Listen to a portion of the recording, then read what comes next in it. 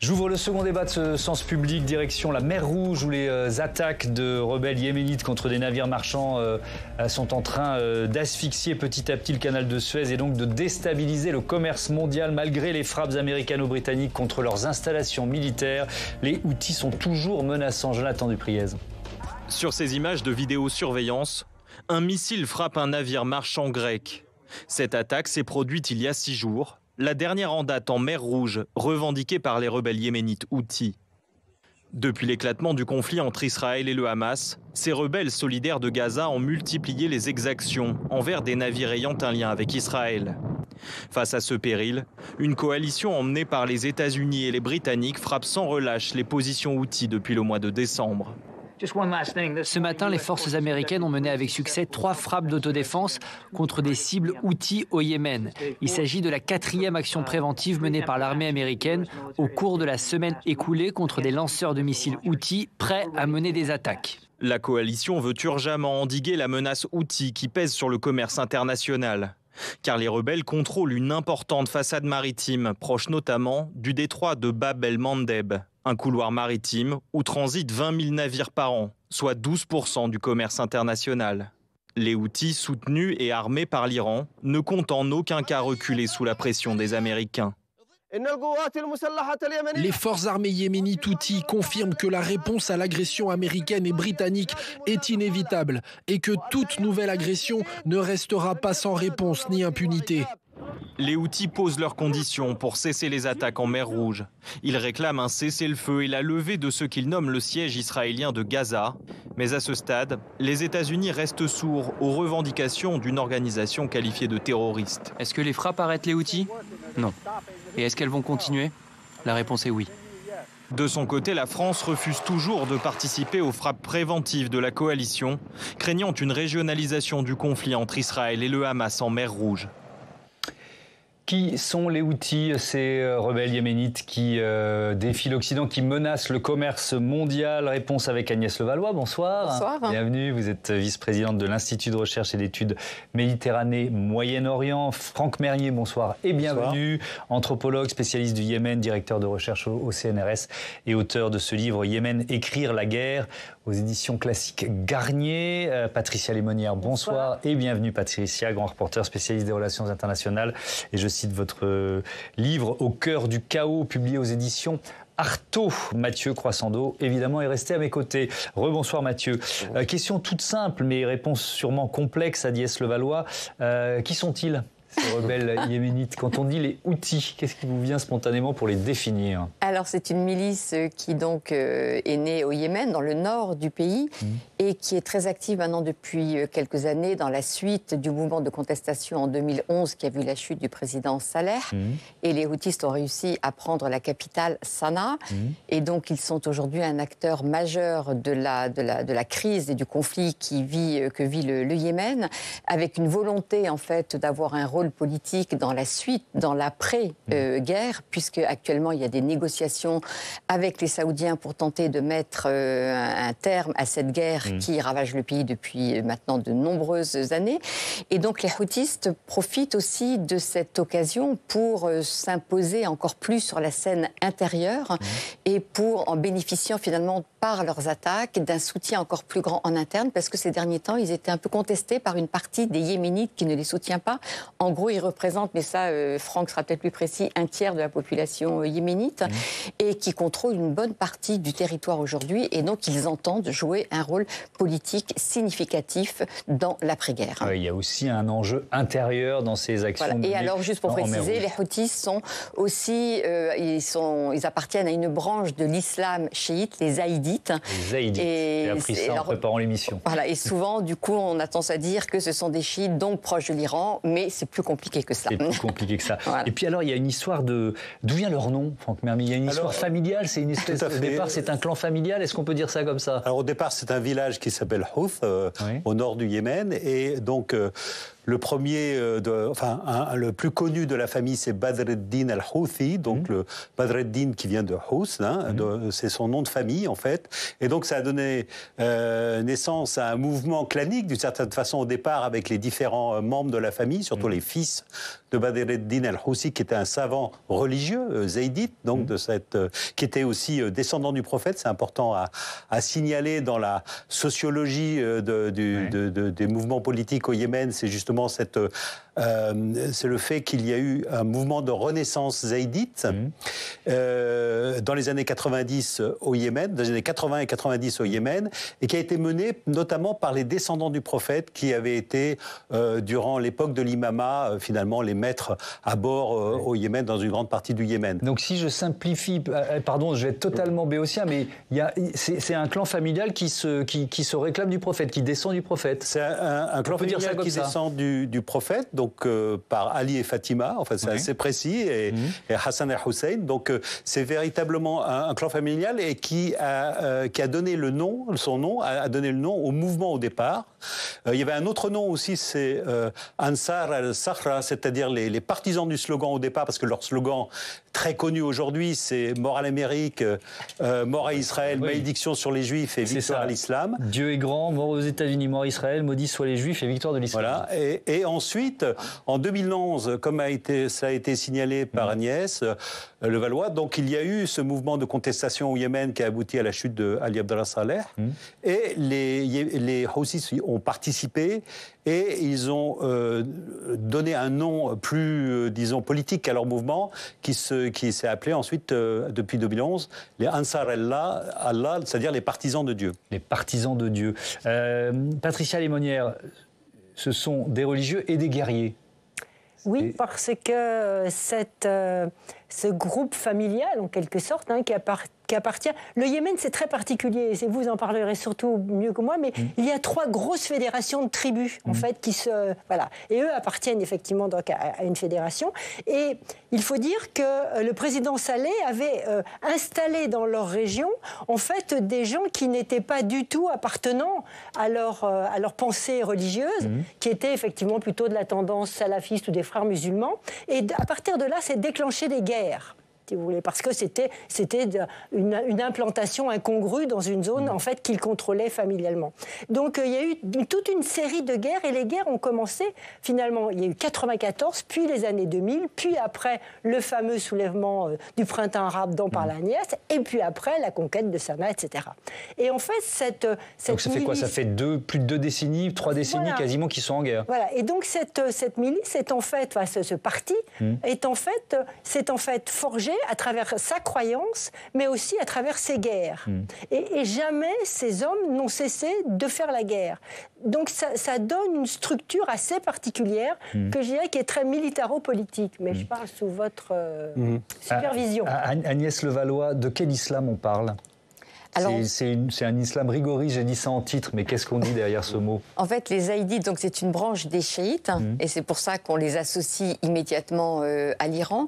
Mais c'est un islam zaïdite au Yémen en tous les cas, qui a toujours été quand même assez proche de l'islam sunnite, beaucoup plus proche que de l'islam chiite. Ça veut dire quoi dans la vie quotidienne? Et ça veut dire donc que dans le terme des pratiques, si vous voulez, il n'y avait pas du tout d'opposition, ou l'opposition n'était pas marquée comme on a pu le penser, entre ces zaïdites et le reste de la population yéménite qui, elle, était sunnite. Et donc, cette opposition qui a été souvent mise en avant n'est pas une opposition qui correspond véritablement à la réalité de la pratique de cet islam dans ce pays qui est le Yémen. Oui, d'ailleurs, Agnès, si je ne me trompe pas, mais à l'intérieur d'une même tribu, il peut y avoir des chiites et des sunnites. Oui, alors, moi, je repose la question, et par exemple, elle est très basique, la place des femmes, par exemple, elles ont le droit de sortir, elles sont voilées, alors, totalement voilées, si on parle du mouvement Houthi par rapport justement à la place des femmes, on voit qu'ils sont très rigoristes sur ce plan.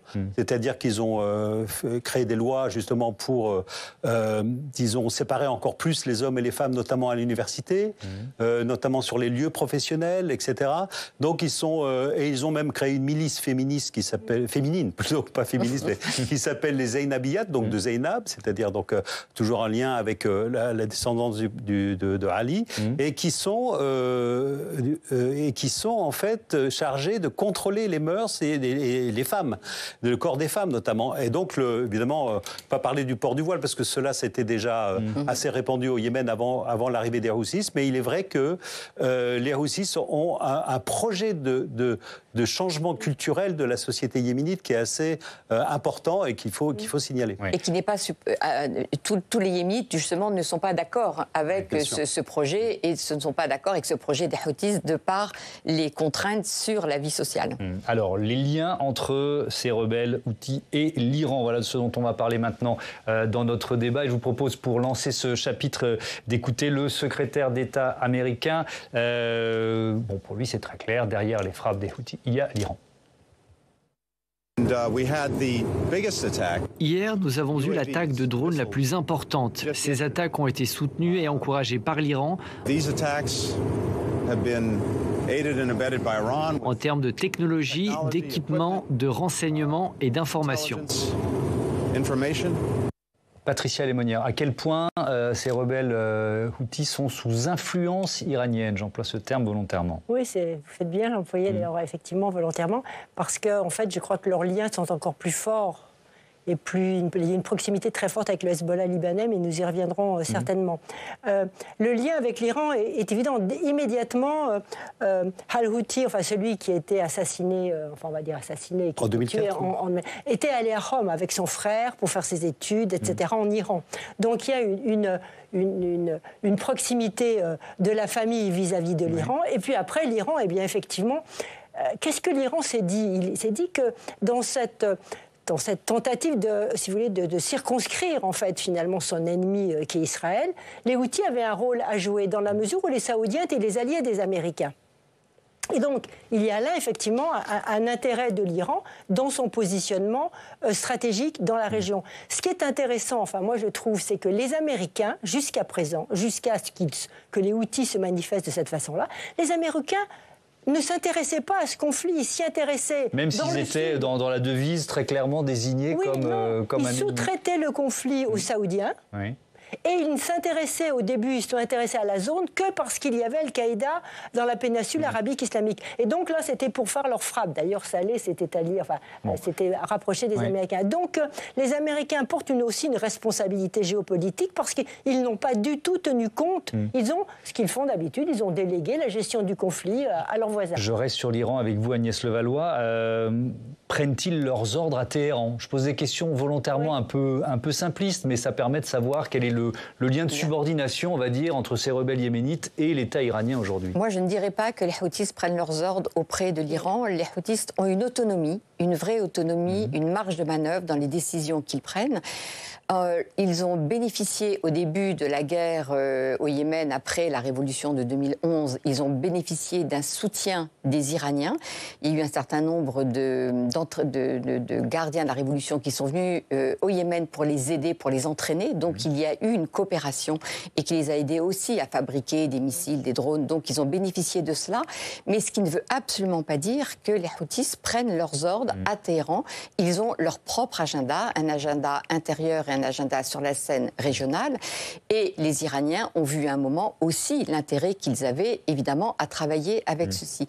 Mais de penser que les Houthis sont une milice aux ordres des Iraniens, je crois que c'est une erreur. Franck Mermier, ce qui se passe depuis plusieurs semaines, donc ces attaques menées par les rebelles Houthis contre des navires marchands dans la mer Rouge, est-ce que ça permet quand même à l'Iran de mener une guerre par procuration, d'après vous? Moi, je dirais d'abord qu'il faut savoir que le slogan Houthi dont on a parlé là avec mort à l'Amérique, mort à Israël, malédiction sur les Juifs, etc.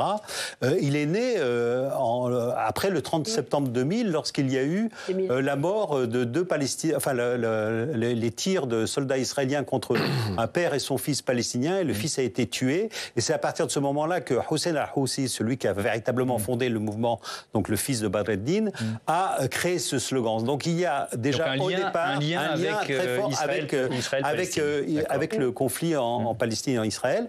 Et donc, ça, c'est important à souligner. Dans le même temps, son père, Hossein al-Houthi, qui a créé ce slogan, lui-même avait été, dans les années 90, en Iran pour échapper à la répression du régime yéménite, Ali Abdallah Saleh.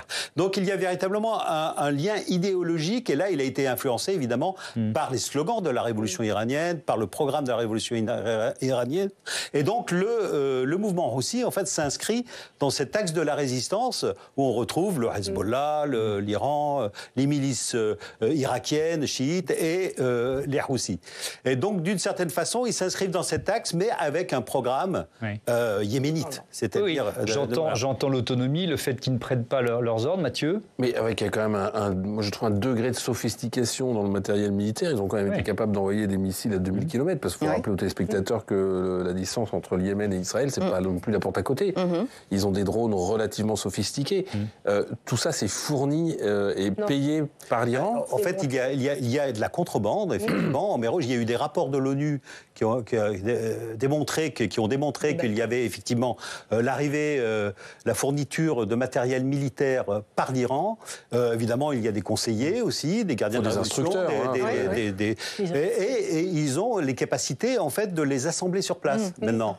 Et donc c'est pour cela qu'il y a beaucoup de sites, plusieurs sites de missiles, de lancement de missiles ou d'assemblage de missiles qui ont été visés par les Américains ou les Britanniques, justement en raison de ces capacités qui sont importantes et qui sont en fait une façon, mais dans le même temps, on a bien vu que leurs drones ou leurs missiles ont quand même un pouvoir de nuisance très fort, mais une efficacité quand même qui reste limitée par rapport à d'autres pays. Alors, puisqu'on parle des armes, je vous propose de revoir ces images qui datent du 20 novembre, des Houthis qui se filment eux-mêmes. Hein. C'est évidemment sont des images de propagande, donc on les prend avec beaucoup de pincettes et de recul, mais ils s'attaquent à un navire cargo qui s'appelle le Galaxy Leader, qui est affrété par un groupe japonais, mais le propriétaire est israélien, et donc ils filment l'assaut, et ils arrivent en hélicoptère. Ils vont ensuite, on va regarder ces images, prendre l'équipage du cargo en otage,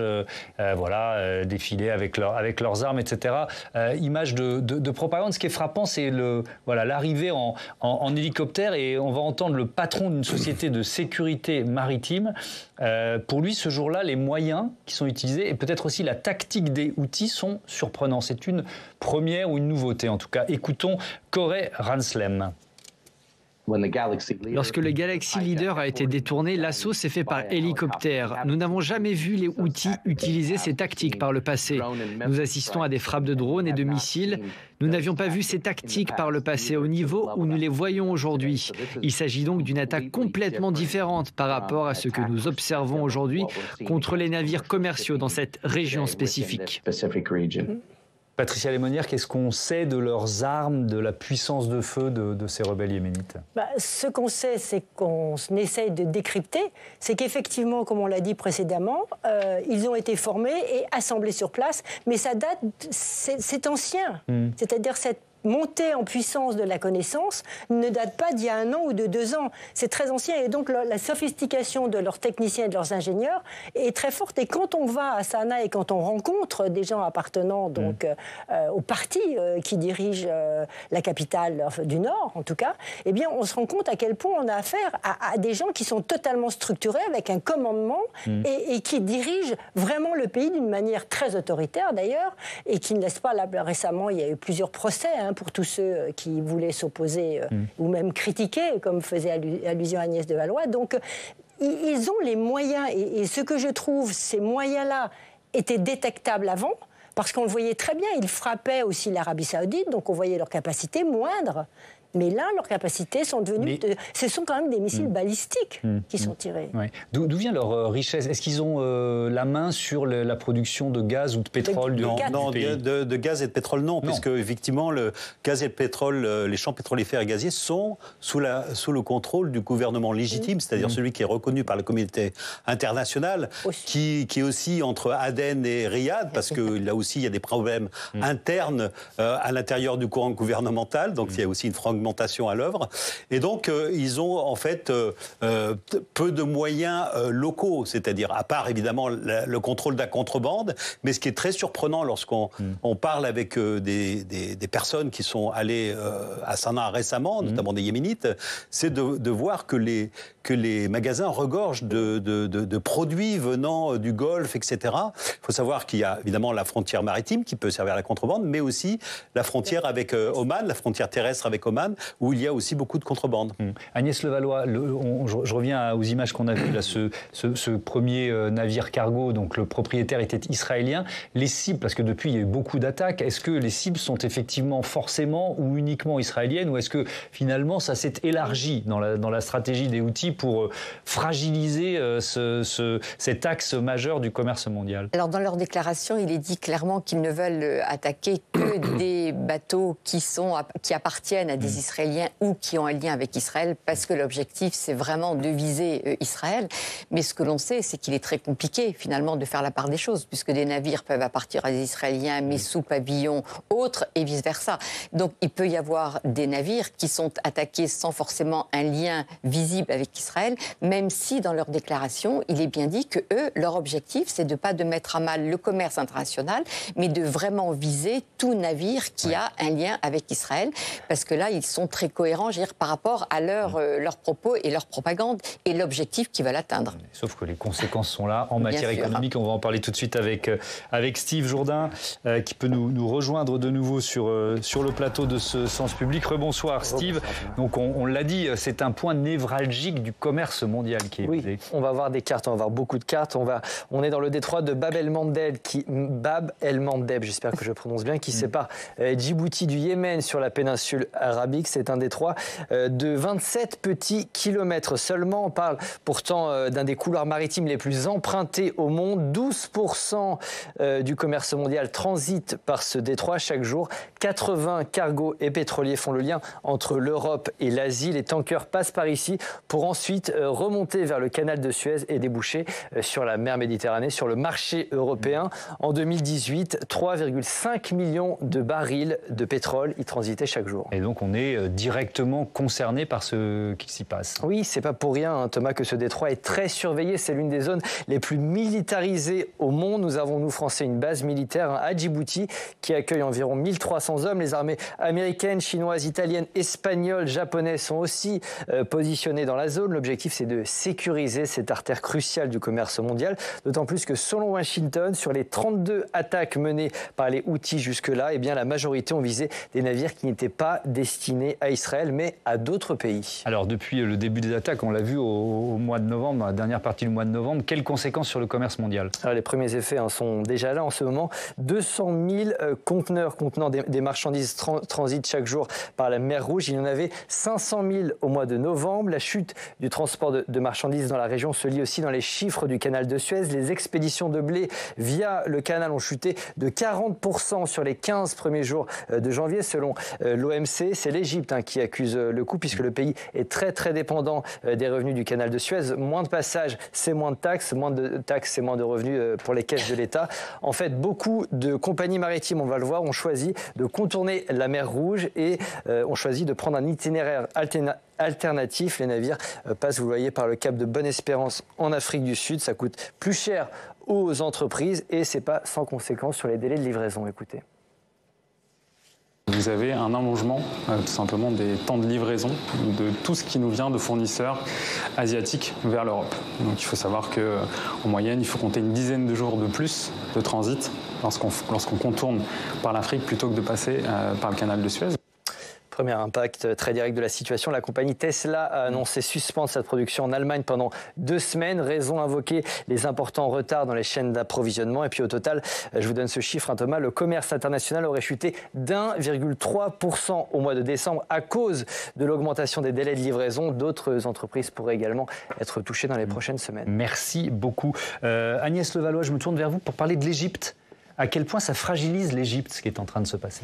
Oui, l'Égypte est fragilisée parce qu'une des 4 ressources de l'économie égyptienne, ce sont les revenus du canal de Suez. Donc, si le trafic est perturbé dans le canal de Suez, ça a une incidence directe sur l'économie du pays, à un moment où cette économie va très mal et il y a une grogne sociale qui va grandissant. Et donc, pour l'Égypte, la question est absolument centrale et en même temps, l'Égypte ne peut pas se permettre de dénoncer ce qui est en train de se passer puisque l'opinion publique en Égypte est quand même plutôt du côté des Palestiniens, des Gazaouis. Et donc, l'Égypte se doit, Sisi est quand même dans une situation un peu délicate et qu'il se doit de faire extrêmement attention. Mais les conséquences économiques et sociales sont lourdes pour l'Égypte puisque ce pays est vraiment confronté à un défi vraiment très grave de la part de cette situation économique et sociale. Patricia Lemonnier, est-ce que la riposte américaine a affaibli les Houthis? On a parlé de dizaines de frappes sur des installations militaires américaines et britanniques d'ailleurs. Alors, évidemment, elle les a affaiblis, mais le problème de ce genre de riposte, c'est que tant que les Houthis ne disent pas on arrête, ou tant qu'on ne voit pas visuellement qu'effectivement leurs capacités sont affaiblies, c'est comme Gaza, j'ai envie de dire. Tant qu'on ne voit pas qu'il n'y a plus de missiles balistiques qui sont tirés, eh bien, que doit faire l'Amérique? Augmenter sa riposte? Parce que qui veut dire attaquer et essayer de détruire les Houthis, si eux ils disent « Ah bah oui, on arrête », comme ils le disent, le jour où on a un cessez-le-feu à Gaza, tant qu'il n'y a pas de cessez-le-feu, donc, et tant que leurs capacités ne sont pas vraiment diminuées, eh bien l'Amérique les États-Unis ne peuvent faire qu'une chose, continuer et donc augmenter. Et c'est bien l'engrenage, et c'est bien le problème d'aujourd'hui, c'est où cela conduit. Et on ne voit pas du tout la stratégie américaine dans la région, parce qu'il n'y a pas de parole possible avec les Houthis, et donc on ne voit pas où cette stratégie de frappe conduit. Par contre, on voit très bien où cette stratégie conduit l'Iran, parce qu'on peut se poser la question si l'Iran n'a pas envie, finalement, de déplacer ce qu'il avait mis en place dans le Golfe Persique, c'est-à-dire cette capacité de nuisance et cette peur de capacité de nuisance sur les bateaux dans le Golfe Persique pour assumer et assurer sa dominance, s'il ne veut pas l'exporter justement à cet endroit-là. Franck Mermier, je vous pose la même question. Peut-être qu'il est impossible d'y répondre, mais que sait-on de l'efficacité des frappes américaines sur ces installations militaires? Je pense que c'est très difficile de savoir quelle est l'efficacité réelle de ces frappes. Ceci dit, depuis mars 2015, l'aviation saoudienne a essayé de bombarder énormément les positions houthis avec les Émirats. On a vu que finalement les houthis se sont renforcés au fil de cette guerre depuis 2015. Et dans le même temps, ces attaques américaines finalement renforcent entre guillemets la légitimité aussi des Houthis, c'est-à-dire la légitimité populaire. Ça les fait gagner du terrain au Yémen, c'est ça? Tous les opposants aux Houthis, qui sont nombreux, parce que même à l'intérieur des zones contrôlées par les Houthis, aujourd'hui personne n'ose critiquer justement l'action des Houthis en mer Rouge.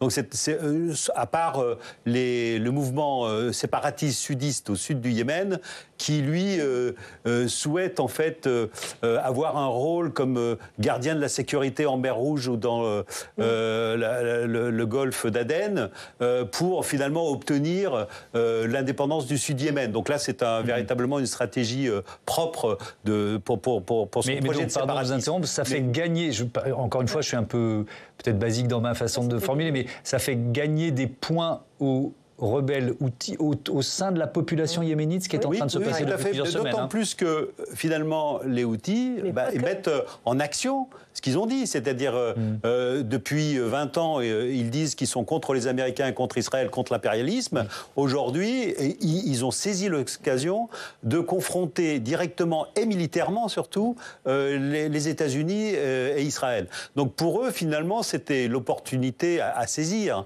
D'autant plus que, considérant le territoire assez profond du Yémen, une superficie assez grande, il est très très difficile finalement de pouvoir affaiblir militairement les Houthis sur un territoire aussi large. C'est-à-dire, on est carrément de l'ordre de la superficie de la France, donc c'est extrêmement difficile. Vous vouliez intervenir? Oui, je dirais juste aussi qu'ils gagnent sur un plan intérieur, mais ils gagnent aussi sur un plan international. Ils se font les porte-drapeaux, pratiquement, du combat du Sud global, qu'on définit très bien, face à l'Amérique belligérante et qui agresse en permanence. Ils reprennent le flambeau, en quelque sorte, aujourd'hui, du Sud global face à l'Amérique. Sauf que les conséquences économiques dont on parlait, il y a beaucoup de pays dans la région qui aimeraient peut-être que ça s'arrête quand même, Agnès Levallois. Et qui, bon, évidemment, ne vont pas s'en charger. Vous parliez de l'Égypte, on pourrait citer d'autres pays de cette région du monde. Bien sûr, parce que tous les pays de la région sont concernés par cette tension, puisque ça fait monter les primes d'assurance et donc le coût pour le transport augmente de façon considérable. Ça met en difficulté nos économies aussi en Europe parce que nous sommes directement touchés. Les pays de la région également. Donc tout le monde aimerait que ça cesse et on voit bien que les Saoudiens dans cette histoire, je trouve que le comportement des Saoudiens est aussi très intéressant parce que les Saoudiens sont en guerre contre les Houthis maintenant depuis 2015. Franck Mermier le rappelait. Il y avait une coalition arabe et l'Arabie Saoudite était à la tête de cette coalition. Vraiment, et toutes les attaques partaient du sol saoudien. Et donc avec une volonté d'en finir avec les Houthis, que les Saoudiens, depuis maintenant quelques temps, souhaitent un accord de paix parce que cette guerre leur coûte très cher. Alors financièrement parlant, bien sûr, mais aussi en termes d'image, parce que depuis 2015, ils ont lancé cette guerre sans la gagner face à des Houthis qui sont, j'allais dire, que des rebelles, avec un matériel beaucoup moins sophistiqué que le matériel dont disposent les Saoudiens, qui eux-mêmes sont alimentés par les Américains. Et donc, on est face à une situation où les Saoudiens aussi ne veulent pas trop s'en mêler parce que eux, leur priorité, c'est d'arrêter la guerre au Yémen. Et donc, ils veulent surtout pas que cet épisode, qui est la lutte des Houthis contre Israël à travers les attaques dans la mer Rouge, mette en difficulté cette négociation qui est entreprise maintenant depuis de longs mois et qui est absolument vitale pour la crédibilité du prince héritier Mohammed bin Salman. Donc ça rend le Yémen, enfin les rebelles Houthis également plus forts dans cette négociation avec l'Arabie Saoudite. Voilà une raison supplémentaire pour continuer d'attaquer ces navires. Absolument. Et les Houthis, pour eux, la priorité, évidemment, c'est d'incarner cette résistance à Israël et de soutien aux Palestiniens et aux Gazaouis en particulier.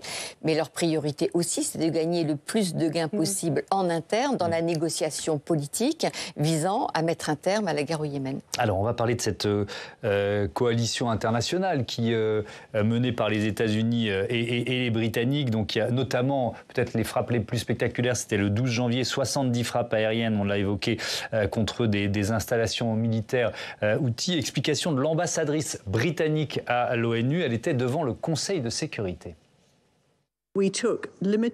Nous avons pris des mesures d'autodéfense limitées, nécessaires et proportionnées aux côtés des États-Unis, avec le soutien non opérationnel des Pays-Bas, du Canada, du Bahreïn et de l'Australie. La Royal Air Force du Royaume-Uni a mené des frappes ciblées contre des installations militaires utilisées par les rebelles Houthis au Yémen. Cette opération a veillé tout particulièrement à minimiser les risques pour les civils.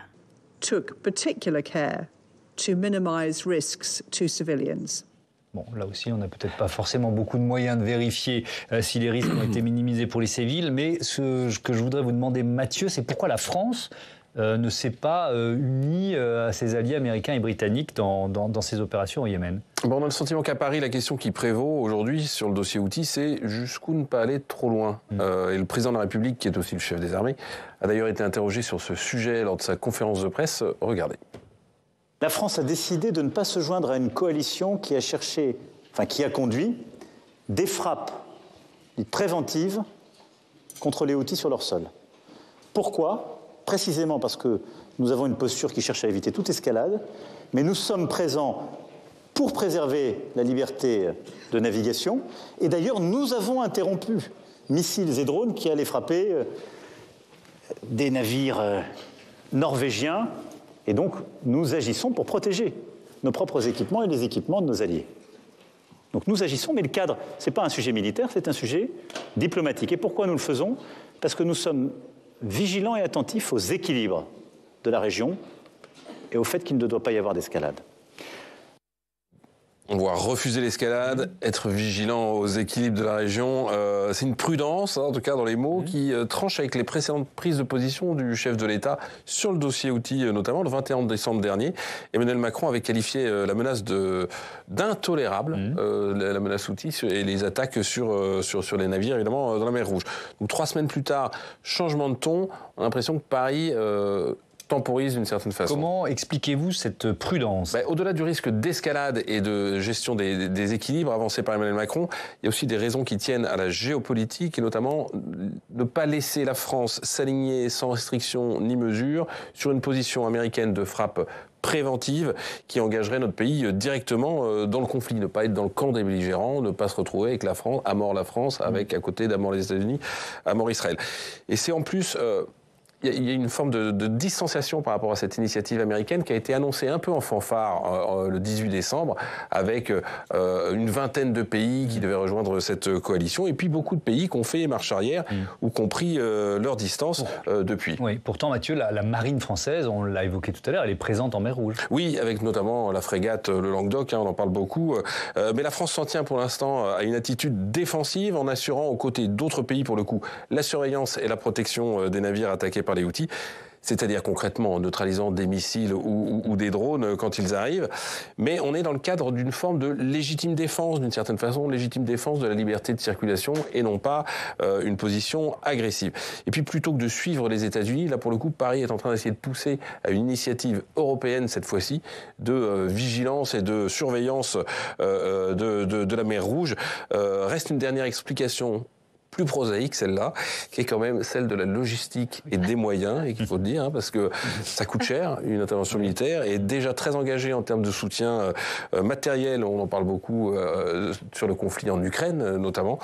Et bien, la France rechigne à s'engager sur un nouveau théâtre, sans doute aussi par faute de moyens. Tiens, je vais commencer par ça, Patricia Lémonnier. Effectivement, l'armée française a-t-elle ou aurait-elle les moyens de s'engager aux côtés des Américains et des Britanniques ? Je pense qu'elle a quand même les moyens de faire aussi bien peut-être que les Britanniques, si vous voulez, en termes de frappe. Mais je crois surtout que là, Emmanuel Macron a regardé l'Europe aussi. Parce que quand on voit en Europe, les Européens, en particulier les pays du Sud, l'Italie, l'Espagne, traînent les pieds, ne veulent absolument pas du tout entrer dans ce genre de coalition. Donc c'est pour ça qu'il y a cette proposition de force européenne pour quand même faire quelque chose par rapport à la navigation. Parce que c'est la navigation qui compte. 72%, je crois, de nos importations européennes qui viennent d'Asie du Sud-Est, passent par ce fameux détroit. Donc c'est quand même énorme. Mais on veut en rester à cette position liberté de navigation parce que c'est un sentiment qui prévaut aujourd'hui en Europe. On ne s'implique pas. Et vous savez qu'une des obsessions du président, c'est quand même de maintenir la cohésion européenne, même si parfois il ne s'y prend pas tout à fait bien. Alors, je vais rappeler quand même la devise des Houthis. Dieu est grand, mort aux États-Unis, mort à Israël, maudits soient les Juifs et victoire de l'islam. Agnès Levallois, ça devrait suffire à mobiliser une coalition occidentale pour, je vais être très trivial, faire le ménage dans la région. Oui, mais on sait très bien que c'est pas comme ça qu'on fait le ménage dans la région, justement. Et que donc, la France aussi est tout à fait consciente que d'agir aux côtés des Américains et des Britanniques dans cette affaire, alors que la position de la France n'a pas toujours été très bien comprise dans les pays de la région après la dénonciation, évidemment, du massacre du 7 octobre, mais l'alignement considéré complètement sur la position d'Israël. Aujourd'hui, la France, qui a repris une position considérée comme plus équilibrée, c'est-à-dire de faire attention de ne pas être complètement dans la roue des Américains, eh bien, je pense qu'il s'agit aussi dans cette affaire de montrer que nous avons notre propre stratégie et que nous ne sommes pas justement à 100% aux côtés des Américains qui eux-mêmes sont à 100% aux côtés des Israéliens. Donc il y a cette volonté quand même de faire très attention parce que les critiques ont quand même été très fortes au début du positionnement d'Emmanuel Macron sur cette question. Il nous reste quelques minutes dans ce débat et je vais poser un peu la même question à tous les trois sur le risque d'escalade. C'est un terme qu'on a employé quand on a fait un débat sur le Hezbollah. On peut se poser la question, évidemment, elle est centrale aussi à propos de ces rebelles yéménites. Votre avis là-dessus, Franck Mermier? En fait, il faudrait savoir aujourd'hui quelle est parce que les rebelles Houthis, ou le mouvement Houthi, il n'est pas totalement... Il y a des dissensions en son sein aussi. Il y a une ligne dure, une ligne un peu plus modérée. Donc il faudra savoir dans les prochains jours quelle ligne va prévaloir.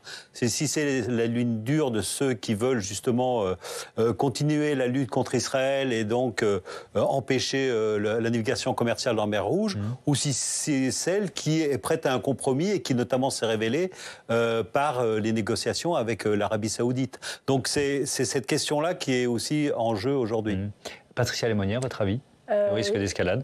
L'escalade, bon, moi personnellement, je n'y crois pas. Je n'y crois pas pour deux raisons. Parce que je pense que même si les Houthis ont une marge de manœuvre très importante vis-à-vis de l'Iran détient quand même les canons de la bourse et les canons de l'approvisionnement en matériel.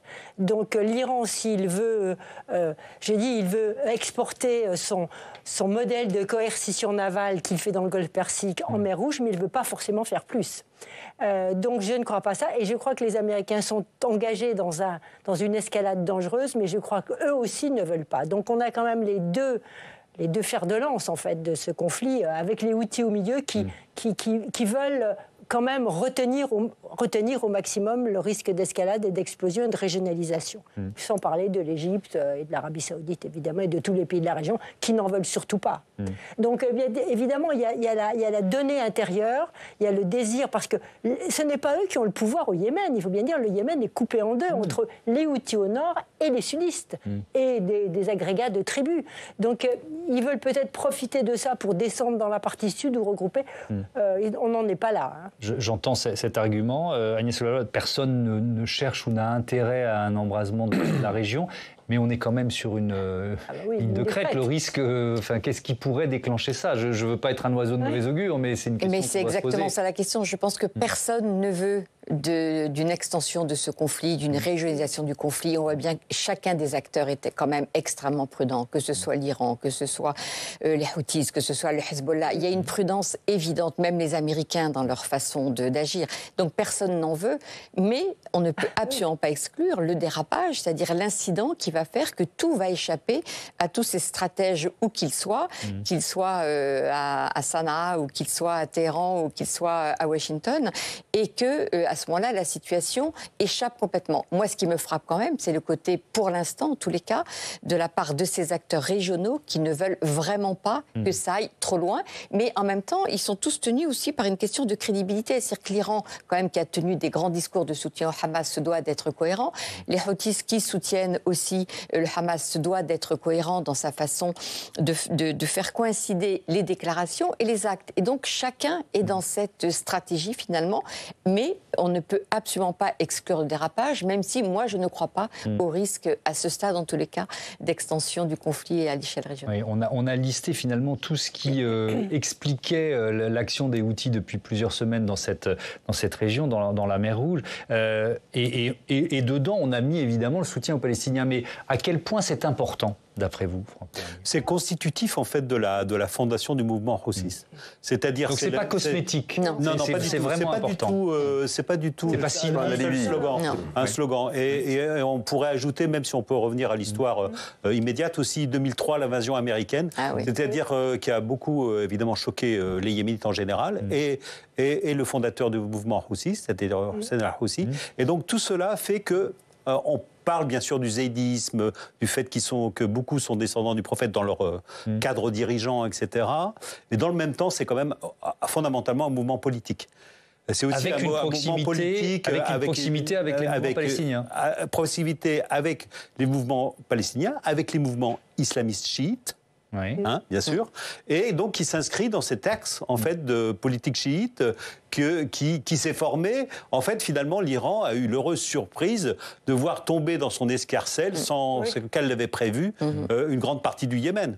C'est-à-dire qu'aujourd'hui, une autre capitale arabe est devenue finalement sous l'influence de l'Iran, c'est Sanaa, mais ce n'était pas du tout prévu au départ. Et il y a souvent eu de grandes manifestations de soutien aux Palestiniens par le passé au Yémen, et c'était un des pays où il y avait la plus forte mobilisation populaire vis-à-vis du mouvement palestinien. Donc cette cause résonne particulièrement chez les Yéménites, et les Houthis, dans leur quête aussi de soutien au-delà de la communauté qu'ils aimeraient obtenir, d'être le fer de lance aujourd'hui du soutien des Palestiniens au Yémen est important dans leur stratégie, alors là, interne. Merci beaucoup, merci à tous d'avoir participé à ce débat qui était passionnant. Je vais rappeler les titres de vos livres. Patricia Alémonière, Au cœur du chaos, livre publié aux éditions Artaud, et Franck Mermier, Yémen, écrire la guerre, aux éditions classiques Garnier. Merci encore. Je vous donne rendez-vous demain, 18h, 22h, pour un nouveau numéro de Sens Public. Et puis notez que l'invité de la matinale, demain, ce sera Nicolas Dupont-Aignan, le président de Debout la France, face à Oriane Mancini, à 8h du matin. Bonne soirée.